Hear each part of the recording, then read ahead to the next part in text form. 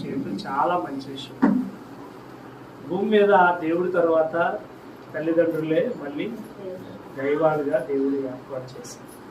తల్లిదండ్రులు లేకుండా ఎవరు. ఈరోజు మనకు జన్మనిచ్చిన ఇక్కడ ఉన్న వారందరికీ జన్మనిచ్చిన ప్రతి తండ్రికి, తండ్రి లేకుండా మనము ఈ భూమి మీదకి రాలేదు. మొదటిగా యేసు తండ్రి, రెండవదిగా మనకి జన్మనిచ్చిన మన తండ్రి. ఈరోజు వారు కొంతమందికి భూమి మీద లేరు, కొంతమందికి ఉన్నారు.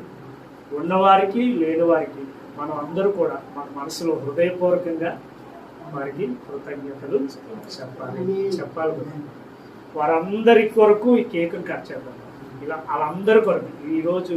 అలాగే రెండోదిగా నేను ఈ సంఘానికి ఆత్మీయ కాపరిగా ఉన్నాను కనుక మరి బ్రదర్కి మంచి ఆలోచన ఇది. ఇలాంటి